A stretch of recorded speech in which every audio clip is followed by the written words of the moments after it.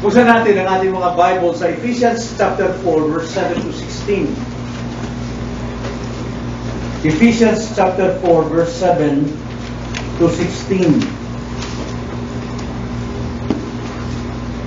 Ang title po ng ating message ngayong umaga ay sa isang katanungan bilang Kristiyano. Lumalago ka ba? Bilang Kristiyano, lumalago ka ba? Tignan natin, Ephesians chapter 4, verse 7 to 16. Ganito po ang sabi. Subalit sa bawat isa sa atin ay ibinigay ang biyaya ayon sa sukat ng kaloob ni Kristo. Kaya't sinasabi, na umakyat siya sa taas ay dinala niyang bihag ang pagkabihag at nagbigay siya ng mga kaloob sa mga tao. Nang sabihin umakyat siya, anong ibig sabihin nito? Kundi siya ay bumaba rin sa mas mababang bahagi ng lupa. Ang bumaba ay siya rin umakyat sa kaitaasan ng sangkalangitan upang kanyang mapuspos ang lahat ng mga bagay. Pinagkalooban niya ang iba na maging mga apostol, ang iba'y propeta, ang iba'y ebanghelista, at ang iba'y pastor at mga guro, upang ihanda ang mga banal sa gawain ng paglilingkod sa ikatitibay ng katawan ni Kristo, hanggang makarating tayong lahat sa pagkakaisa ng pananampalataya at sa ganap na pagkakilala sa anak ng Diyos, hanggang maging taong may sapat na gulang, hanggang sa sukat ng ganap na kapuspusan ni Kristo. Tayo'y huwag nang maging mga bata na tinatangay-tangay ng mga alon at dinadala-dala ng bawat hangin ng aral sa pamamagitan ng pandaraya ng mga tao, sa pamamagitan ng kanilang mga katusuhan sa paraang mapandaya, kundi humahawak sa katotohanan na may pag-ibig.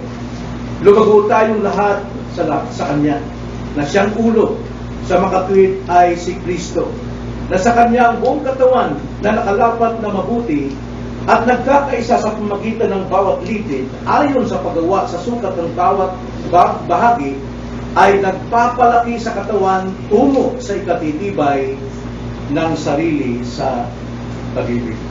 Ito ang salita ng Panginoon. Muli, ang ating pamagat, lumalago ka ba? Tayo manalangin. Opo, Panginoon, ito isang magandang katanungan sa aming puso upang habulin kaming tignan. Lumabas kami sa paglalarawan na pananalita. Lumabas kami sa aming sarili at aming suriin, tignan ang aming buong pagkatao, ang aming pamumuhay Kristiyano, ang aming pamumuhay sa mundong ito. Kami nga ba ay lumalago? At nawa, Panginoon, sa inyong mga salita sa umagang ito, turuan nyo kami. Ipaalam niyo sa amin kung ano po ang dapat namin gawin. At bigyan niyo kami ng kakayanan, may sagawa namin ang mga nararapat. So, aming dalangin sa pangalan ng Panginoon Jesus. Amen. Nais ko pong ibahagi sa atin, ang pinakatema ng ating paksa ngayon ay ang mga tanda ng lumalagong Kristiyano. Na paano natin masabing naiiba ang Kristyanismo? Ang Kristyanismo ay ditulad ng relihiyon. Ng relihiyon, pilit at nagsusumikap abutin ng Diyos upang sila'y kalugdan ng Diyos. Ngunit ang Kristyanismo ay nagsisimula sa Diyos. Nagsisimula sa bagong kapanganakan or tinatawag niyang new birth. At ang bagong kapanganakan ay nagsisimula ito sa pakikinig natin ng salita ng Panginoon at tayo ay Kanyang binuksan sa puso upang makatanggap ng saving faith and repentance unto life. Sa pakikinig natin sa salita ng Panginoon at gumawa ang banal na Espiritu na tayo Kanyang ipanganak sa bagong kapanganakan, doon lamang tayo makakatanggap ng pananampalatayang makapagliligtas at pagsisising makapagliligtas din. At dahil dyan, kapag ka isang tao ay naipanganak na muli, inilayo ng Panginoon na hindi mananatili ang Kristiyano sa gayong kalagayan, kundi siya ay lumago. Lumago siya upang sa ganon siya ay mayroong kapakinabangan sa kaharian ng Diyos. At nakita natin sa mga ating mga pag-aaral nitong mga nakaraan tungkol po sa marka, sa mga marks of immaturity. Na alam natin kapag isang Kristiyano ay immature, tatlong katangian ang ating napag-aralan dito. Una, siya po ay masyadong bahala sa kanyang sarili. Self-centered siya. Wala siyang alam kundi ang kanyang sarili ang pinalagaan. Ikalawa, mahusay siyang mga tuwiran imbis na gumawa ng dapat niyang gawin sa kaharian ng Diyos. Yun po ang tanda po ng mga sanggol na Kristiyano. Masyado siyang mga tuwiran. At ikatlo, mas nagtitiwala siya o tumatawa siya ng utang na loob sa mga tao kaysa sa Diyos. Na alam natin, ang tao hindi makakagawa yan, believer man or unbeliever, kung wala ang biyaya ng Diyos. Kaya ang dapat, ang utang na loob sa atin ay sa Diyos lamang. Ngunit sa mga immature, kadalasan sa tao tumitingin, yung maakay sa kanya, yung pastor na nangalaga sa kanya, yung mga tao nakatulong sa kanya, yung mga best friends niya noong high school days na nakatulong sa kanya, tinatanawan niya ito ng utang na loob. Gayong, dapat ang Diyos ang bigyan ng utang na loob. At nakita din natin ang mga gabay ng paglago nitong nakaraan. Ano yung mga gabay? Tatlo din. Dapat mayroon tayong iwaksi. Napakarami pong dapat iwaksi. Yung po yung mga insektong gumagapang sa atin na babansot ng ating kalaguan. Okay? Mga sinful habits natin. Mga secret sins. Pagkatapos kung mayroon tayong wawaksi, dapat mayroon din tayong bigiing pagkain. Ano yun? Ang dalisay na espiritual na gatas ng salita. Doon tayo lumalago. Oo, kapag tayo nakikinig ng pangangaral, naliliwanagan tayo doon sa text na ating binabasa. Pero kapag dating sa ating application, yung text, yung purong dalisay na salita ng Diyos, yun ang dapat makapagpalago sa atin at hindi ang commentaries. Hindi ang paliwanag ng pastor. Yun ay tulong lamang upang maunawaan ang puro at dalisay na salita ng Diyos. Yun po ating kailangan. At pagkatapos na kanyang mitiin ang pagkaing spiritual, dapat mayroon din siyang sinusundan. Tulad ni Paul, nasabi ni Paul sa 1 Corinthians 11:1, imitate me as I imitate Christ. Si Pablo sumusunod siya sa Diyos. At tapat si Pablo ron, kaya naman naghahamon sa atin na siya ay ating tularan. Tayo din ay dapat maging ilaw at asin na dapat tularan ng mga taong nakapaligid sa atin. Kaya napakalaga po na tayo'y pumili ng mga taong matutularan natin na siya makapagpakalapit sa ating relasyon sa Panginoon. Huwag tayong tumulad sa mga bayani, mga ideolohiya ng bayani. Makikita mo naman ngayon, mga kabataan, ay talagang mapag-imagsik, gustong rally ng rally. Ay sundan natin ang mga taong banal na sa salita ng Panginoon o mga taong namumuhay sa kabanalan. Yun ang maganda nating halimbawa. Ngayon naman, alamin natin ang mga tanda ng lumalagong Kristiyano. Hindi ko sinasabing malago na, perfect na. Hindi, lumalago pa. Tayo po ay nasa proseso pa ng kalaguan ng Kristyanismo. Kaya ngayon, tignan natin ang mga tanda nito, mga marka ng lumalagong Kristiyano. Na paano natin ito malaman? Napakaliwanag po sa ating binasa sa Philippians, sa Ephesians chapter 4, verse 11 to 16. Bagamat magpupokus lang tayo sa 11 and 12. Now, mayroon pong tatlong palatandaan dyan na dapat nating alamin. Una, ang lumalagong Kristiyano ay handang magpaturo. Ang lumalagong Kristiyano ay handang magpaturo. Basahin natin verse 11 to 12. Pinagkalooban niya ang iba na maging mga apostol, at ang iba'y propeta, ang iba'y ebanghelista, at ang iba'y pastor at mga guro upang ihanda ang mga banal sa gawain ng paglilingkod sa ikatitibay ng katawan ni Kristo. Masdan ninyo, may apat na dahilan kung bakit ang isang lumalagong Kristiyano ay nagpapaturo. Ang lumalagong Kristiyano ay nagpapaturo, handang magpaturo, at mayroong apat po dahilan. Unang-una, upang paglingkuran ang Diyos. Hindi po para paglingkuran kung sino mang tao o ang maging kanyang sarili, kundi handa siyang magsanay, handa siyang magpasangkap, handa siyang magpa-equip upang maglingkod sa Diyos. At dahil dyan, kung handa siyang magpasanay, handa siyang magpatuwid, handa siyang magpaturo, handa siyang magpatigil ng kanyang mga ugali, handa siyang magpasako sa mga namiminuno sa kanya. At yan ang sinasabi sa Hebrews 13 verse 17. Unahin muna natin ang verse 7. Ganito po ang sabi, kabilin-bilinan ng banal na espiritu sa mga lumalagong Kristiyano, walang dapat nilang tignan. Ang sabi sa verse 7, alalahanin ninyo ang mga namumuno sa inyo. Sila nagsasalita sa inyo ng salita ng Diyos. Tignan ninyo ang inilalabasan ng kanilang pamumuhay. Number 1 dyan, pamumuhay noong mga namiminuno sa inyo. Hebrews chapter 13, verse 7. Ang sabi dyan, tularan ninyo ang kanilang pananampalataya. Tularan ninyo ang kanilang pananampalataya. Yan po ang sabi. Verse 17, sumunod kayo at pasakop sa mga namumuno sa inyo sapagkat sila'y matamang nagbabantay alang-alang sa inyong mga kaluluwa bilang mga mananagot.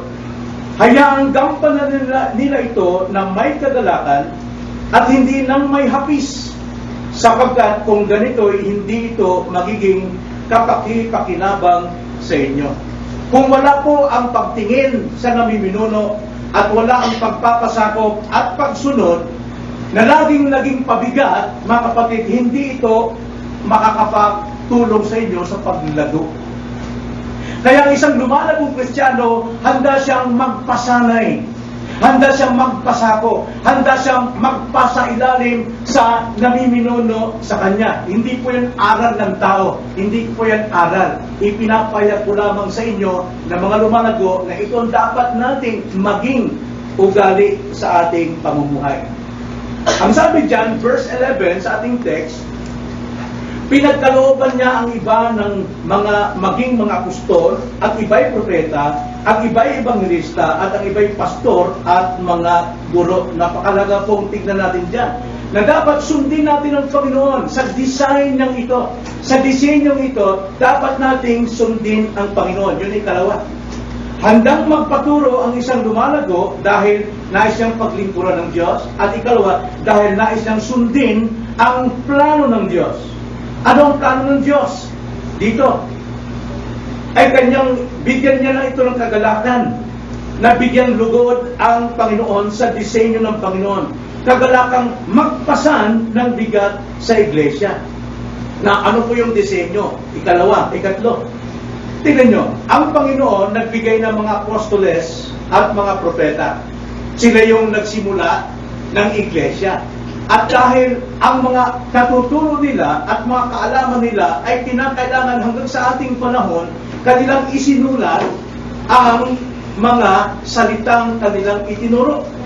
Kaya kung paano ang mga apostol at ang mga propeta ayon sa disenyo ng Panginoon ay isulat ang lahat ng kanilang naisagawa, ganon din po ang ebanghelista. Ang ebanghelista naman ay siya rin ay nagpupunta sa iba't ibang lugar upang gawin ang kanyang espesyal na gawain. May yun ang disenyo ng Panginoon. Pero pagdating po sa pastor at guro, ang disenyo ng Panginoon, ang pastor at guro ay upang magturo sa mga banal. Kaya ang isang lumalagong Kristiyano, iginagalang niya ang disenyong ito. Minamahal niya ang disenyo ng Diyos sa iglesia. Now, ano po ang panghuli, pang-apat, na pinagpapasakupan nitong lumalagong Kristiyano? Upang suportahan ang gawain ng pastor. Upang suportahan ang gawain ng pastor. Ano bang gawain ng pastor? Tingnan niyo ang sabi sa verse 12. Sa context doon, ito yung sinasalitang upang ihanda. Sino ito? Ito po ay antecedent doon sa pastor and teachers. Kasi we know, wala na pong apostles, wala na pong prophets, maaaring mayroon pang mga evangelista, nakikita natin yan, pero ang sabi dyan, pastor at guro. Kaya sabi ito, ang gawain ng pastor upang ihanda ang mga banal sa gawain ng paglilingkod sa ikatitibay ng katawan ni Kristo. Ang isang lumalagong Kristiyano, sinusuportahan niya ang gawain ng pastor. Dahil ang pastor, ang gawain niya, numero uno yung gawain, ay ihanda ang mga banal para sila ay makapaglingkod sa iglesia. Hindi sinusunod ng pastor. Kaya nga, dapat ang isang iglesia ay mayroong 2 o 3 pastor. Hindi kailangang sunodin ng pastor ang gawain sa pagpapatibay ng iglesia. Hindi niya kaya ito. Ang kanya lamang gawain, ang kanyang katungkulan at ministeryo ay ihanda ang mga banal sa gawain.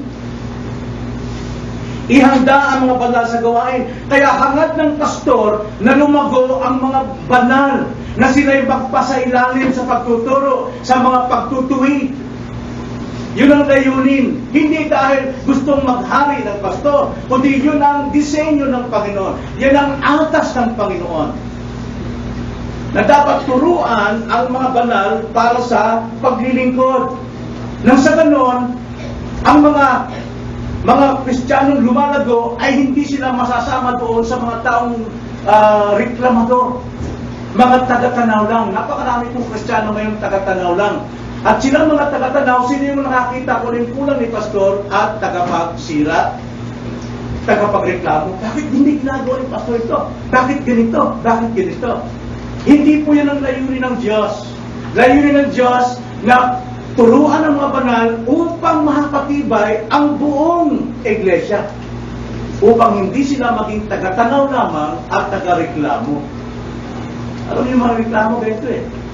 Pinababayaan nila ang pastor sa lahat ng gawain sa iglesia at sila'y uuwi na tinatagtad ng pastor sa sangkalan sa mesa pinag-uusapan. Malago na ba kayong tumanggap nito? Sapagkat yan po talagang nangyayari. Uuwi sila, nagdala-dala sa kanilang puso at bibig, pag-usapan lahat ang kakulangan ni pastor. Katwiran nila. Nakuha ko na yung responsibilidad ko. Binayaran natin yung pastor yan. May sweldo yan. Kung may sweldo siya, gawin niya lahat ng trabaho. Huwag niya akong ituturo dyan. Huwag niya akong gamitin dyan. Tungkulin niya yun eh. Ganda natin, kung ang pastor nakatingin sa sweldo, hindi niya gagampanan ang kanyang katungkulang palaguin ang Kristiyano. Kundi, magpaparami siya ng pera. Gagawin niya lahat ng strategy na maakay niya lahat ng tao, lalong mayayaman, para may malaking contribution sa church. At hindi rin yan katungkulan natin at gawain natin, mga miyembro, na tayo makinabang, kumita sa ating paglilingkod. Ang layunin natin ay maging isang totoong lingkod, masangkapan, na sa ganon makatibay ang buong iglesia. Binayaran na natin yung pastor niya, katungkulan niya. At tayo, taga-tanaw, at taga-reklamo, bakit pastor di mo nagawa yan?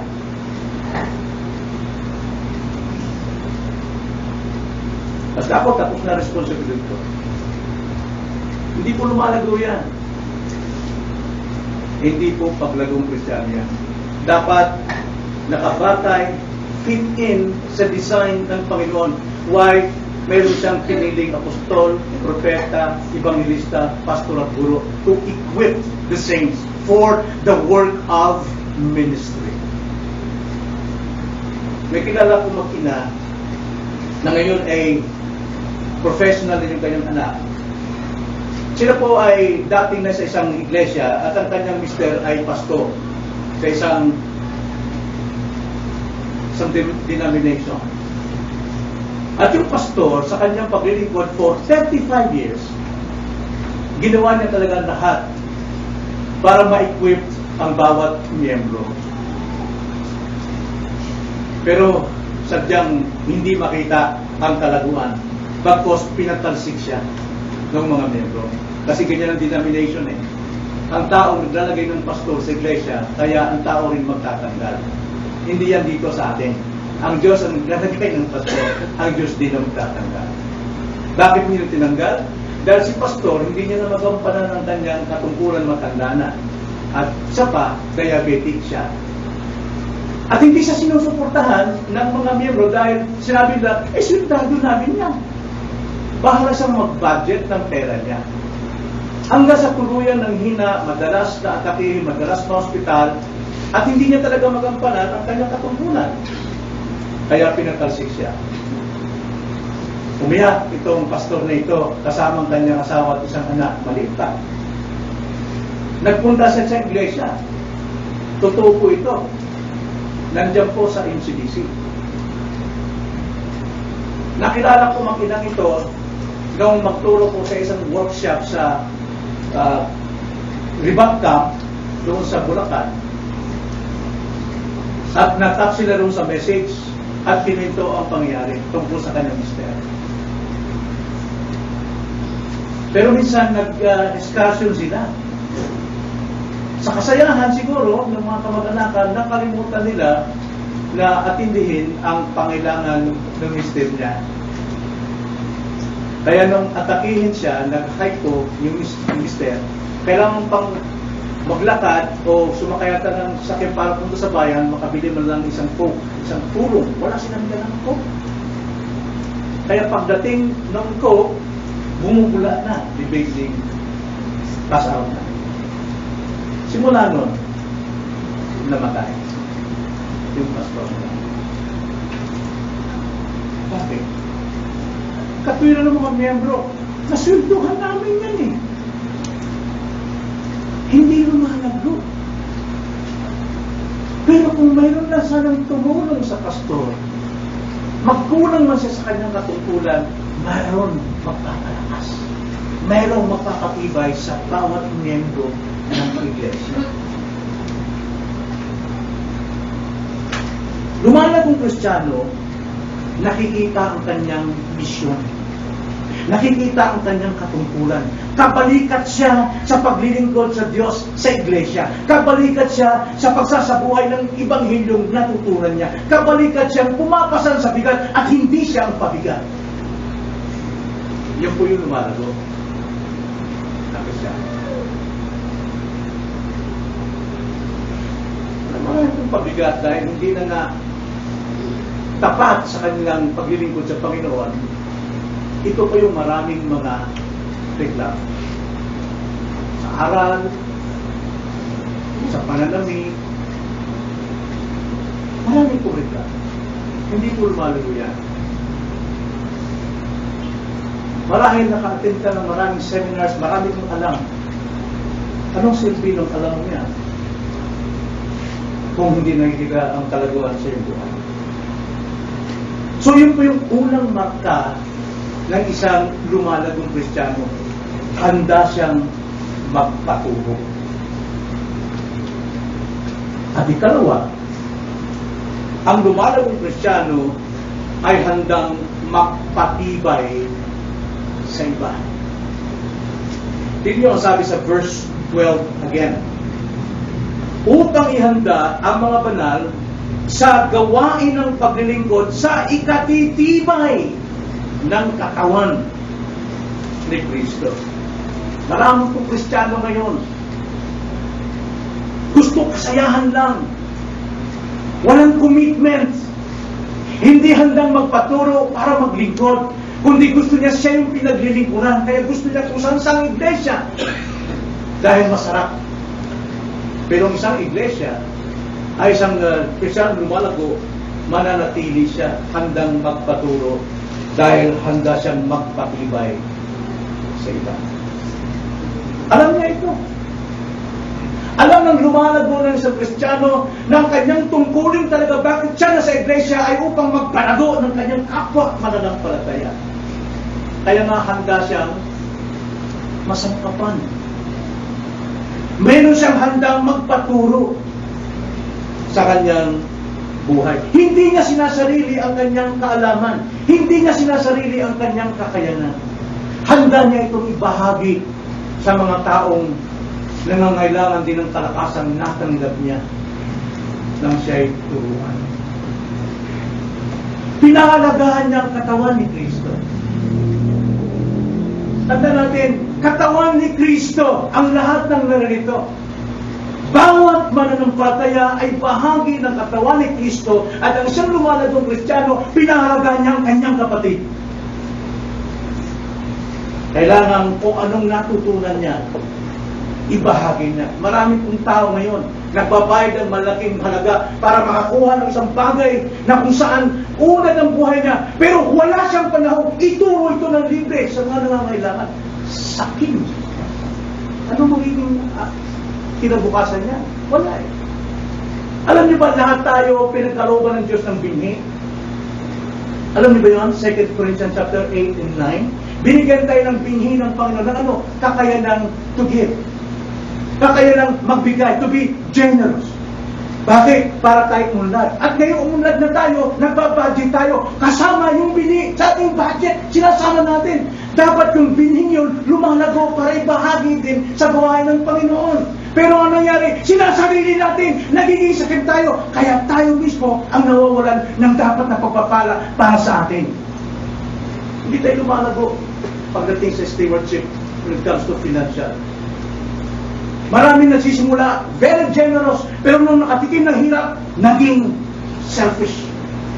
Pati yung generosity binhi na binigay ng Panginoon sa iyo, para ikay umunlad, tinamta mo na. Subukan nyo isang magsasaka. Nanghinayang siya itanim yung binhi, na sana aalis siya ng 50 ng 100 sakong bigas. Pero nanghinayang sa dahil ang sarap kinain niya, ano makukuha niya? Hindi yan lumanago. Handa tayo magpatibay. Ang isang taong kaysa lumalago, handang magbahagi sa iba, generous sa iba, para siya ay lalo pang tumibay at lumakas. Sapagkat ang pinalalakas niya ay ang katawan ng Panginoong Jesucristo. Alam natin lahat tayo, maaaring mahina iba, malakas iba, mayaman iba, mahirap iba, pero isa lang tayo rito, katawan ni Kristo. Gusto ko lang kong basahin ang 1 Corinthians 12, verse 12 to 20, para makita natin ang paglalarawan ni Pablo tungkol sa ating mga Kristiyano bilang katawan ni Kristo. Ganito po ang sabi. 1 Corinthians 12, verse 12 to 20. Sapagkat kung paano ang katawan ay iisa at marami ang mga bahagi, at ang lahat ay bahagi ng katawan, bagamat marami ay isang katawan, gayon din si Kristo. Sapagkat sa pamamagitan ng isang Espiritu, binautismuhan tayong lahat tungo sa isang katawan, maging Hudyo o Griego, mga alipin o mga Malaya, at tayong lahat ay pinainom sa isang Espiritu. Sapagkat ang katawan ay hindi iisang bahagi, kundi marami. Kung sasabihin ng paa, sapagkat hindi ako kamay, ay hindi ako katawan. Hindi sa kadahilanan ito ay hindi na ito bahagi ng katawan. At kung sasabihin ng tenga, sapagkat hindi ako mata, ay hindi ako sa katawan. Hindi sa kadahilanan ito ay hindi na ito bahagi ng katawan. Kung ang buong katawan ay mata, saan naroon ang pandinig? Kung ang lahat ay pandinig, nasaan naroon ang pang-amoy? Subalit ngayon ay inilagay ng Diyos ang bawat bahagi ng katawan, ang bawat isa sa kanilang ayon sa kanyang ipinasya, at kung ang lahat ay isang bahagi, saan naroon ang katawan? Subalit ngayon ay maraming mga bahagi, ngunit iisa ang katawan.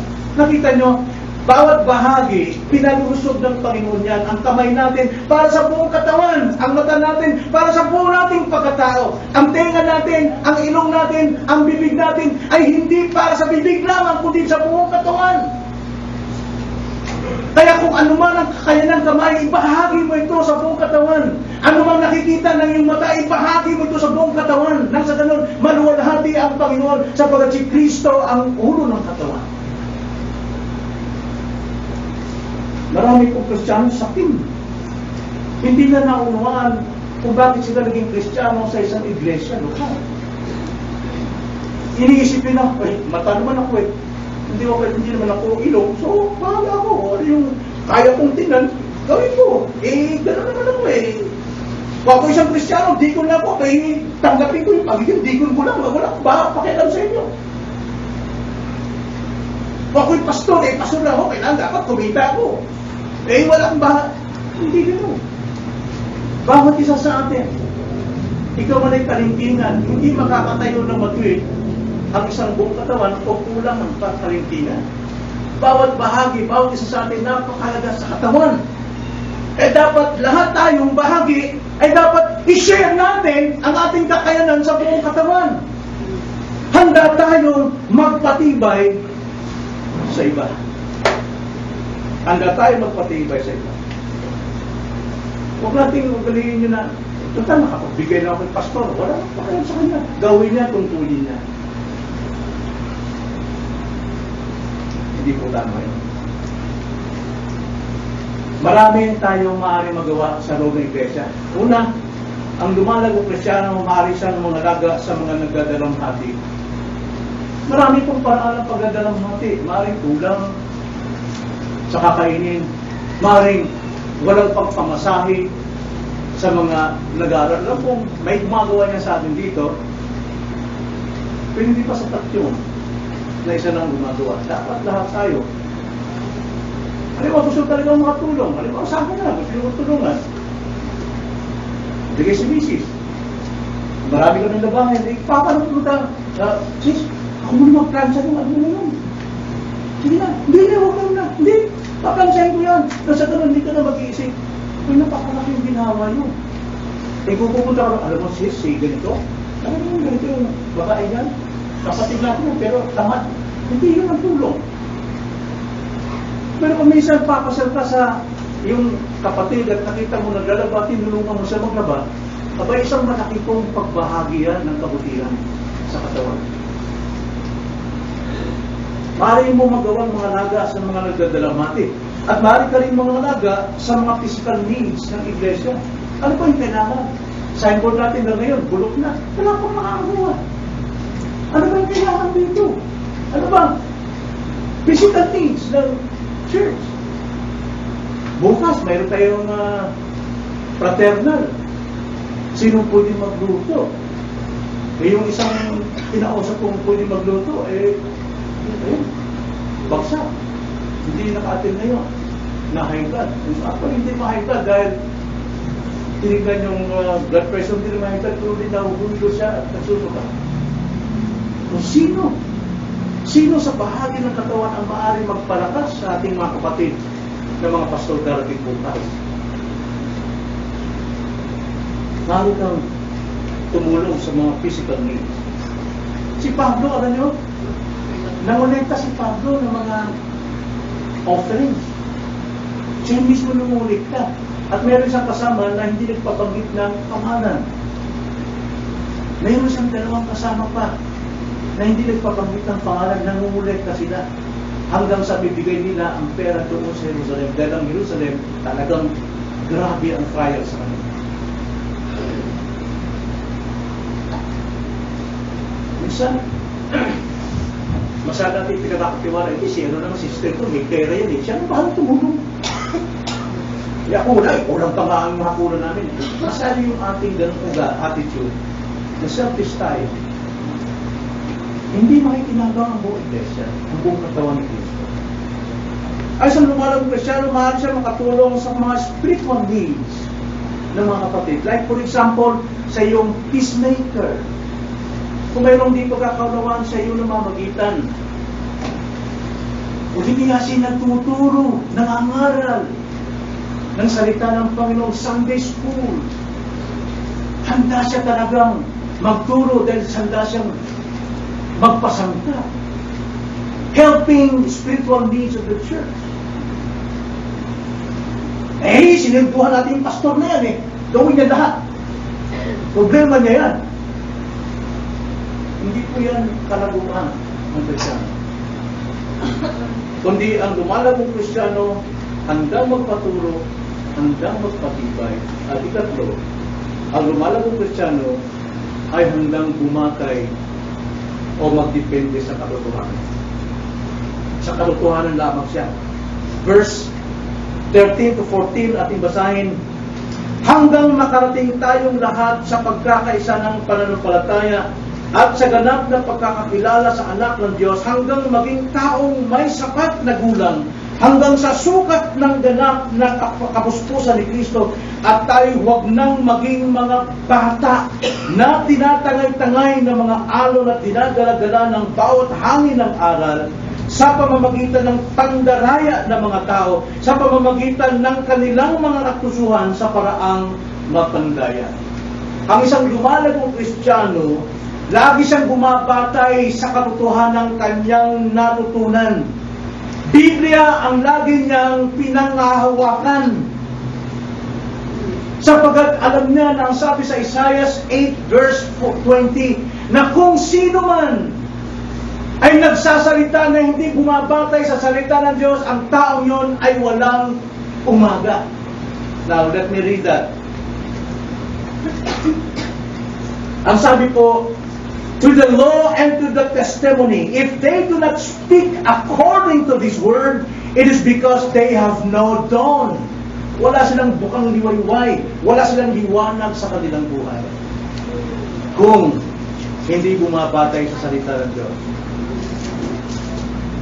Hindi siya bumabatay sa kanyang napapanood na teleserye. Alam nyo, kabulukan po ang mga aral na makikita natin sa teleserye.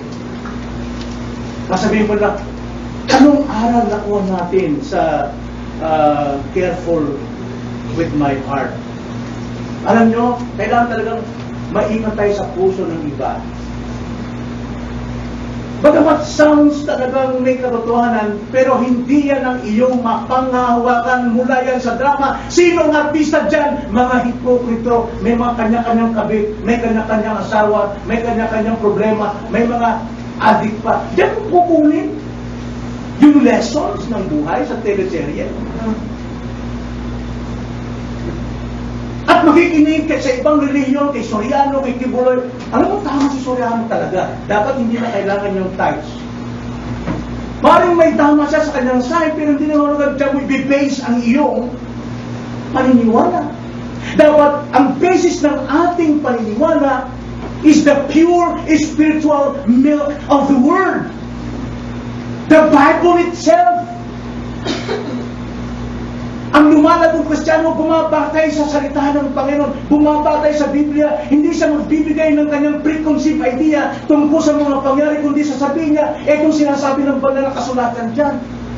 Dahil kung dito tayo nagbabatay sa ating alam, napakarami nating kaalaman at yan ay kayabangan.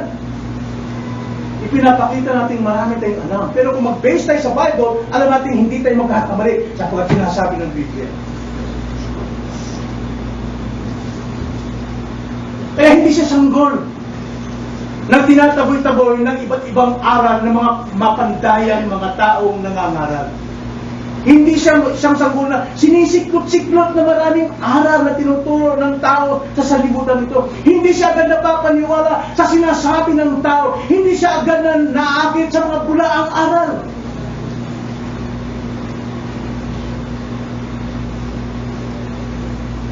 Mga kapatid, taglay natin ang malinis na espiritual na gatas ng salita. At kapag tayo nagbabasa, mayroon tayong personal devotion, mayroon tayong family devotions, hindi lang ikaw natututo, pati mga anak mo. At kapag nakikinig kayo ng mensahe at yun ang ipinreach, sasabihin mo, wow, yun palang ibig sabihin nun, napakaliwanag, kaya panghawakan ko na yung salitang ito. Ito lang sa buhay ko. Sabi nga sa Psalm 119, ang isang lumalagong Kristiyano, ang kanyang counselor ay ang salita ng Diyos. Verse 24. Ang hindi lumalagong Kristiyano, walang pinupuntahan, pastor, pastor, pastor, pastor, pastor, pastor. Hindi pa siya makatayo. Sa kanyang sarili ng tumayo, sa kanyang batayan ng panumpalataya, walang iba kundi ang Biblia. Hindi ko sinasabing mali ang magpa-counsel. Kailangan yun. Pero, Biblia ng suka, anong klaseng suka? Dato puti, o ano ba? Paumbong ba? Kailangan pa si pastor. Practical.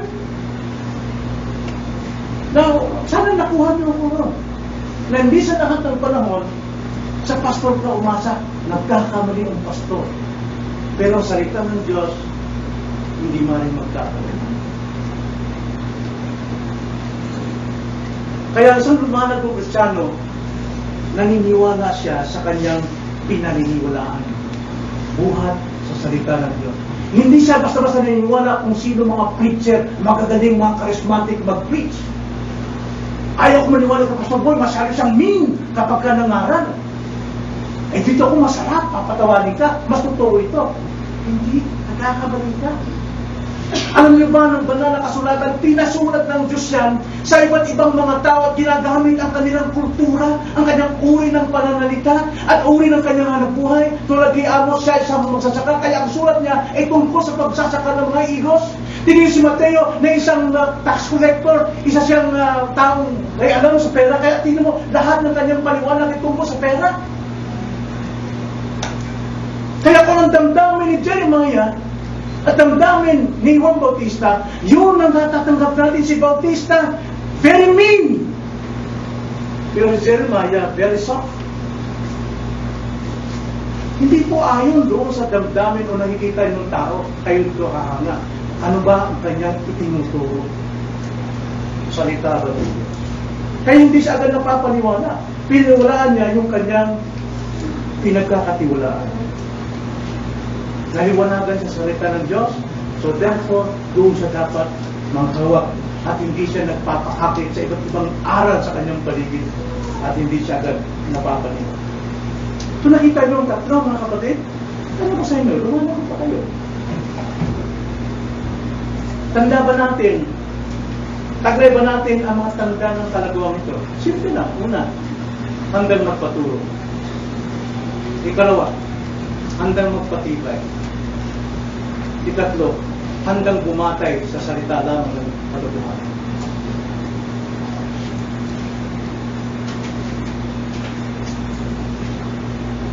Kaya, sa katapusan, matuto kang magsuri ng iyong sarili. Pag-araw ang salita, ito ka, halimbawa, lumabas ka muna dyan. Lumabas ka muna sa iyong sarili. Huwag ka muna maging self-centered. Lumabas ka, suriin mo bawat anggulo ng buhay mo. Ikaw ba ay lumalago? Ikaw ba ay lumalago? Taglay mo ba ang mga palatandaan ito? At ikalawa, anong bahagi sa buhay mo na nangangailangan o kinakailangan ito'y higit na lumago? Ano yun? Anong mga vices natin na dapat maalis upang tayo lumago? Anong mga weaknesses natin?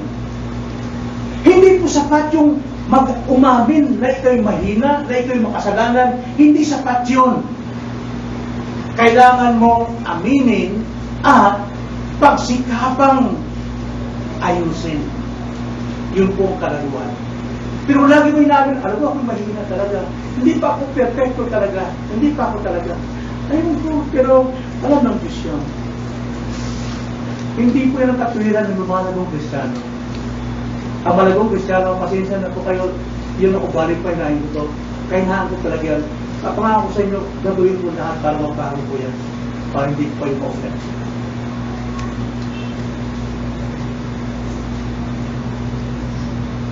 So, anong bahagi sa buhay niyo na nangangailangan ng higit na kalinga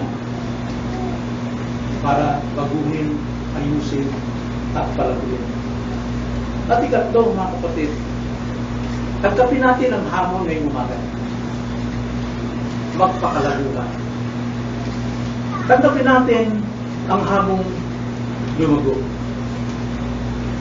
Una-una, ang lumalago, nakakaunawa ng pangangailangan ng katawan ni Kristo.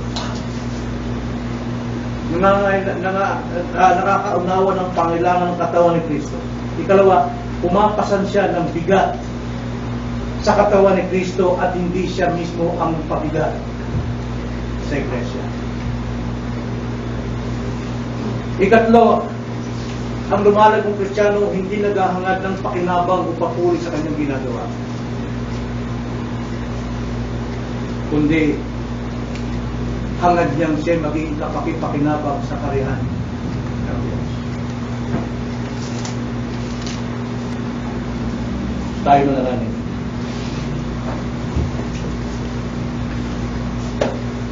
O Panginoon, tunay God na sa aming pong pag-aaral na ito, nakita namin ang mga tanda ng maturity.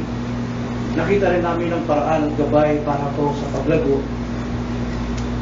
Kaya nakita din namin, nakilala ang palatandaan ng isang Kristiyano dumago. Nawa nga po, maging sensitibo kami sa bagay nito sa aming buhay sa araw-araw upang mapanatili po namin ang tanda ng isang lumalagong Kristiyano na handang magpasakop, handang magpatibay, at handang maghawak sa katotohanan lang. Maraming salamat po. Kung aming dalangin sa pangalan ng Panginoon Jesus.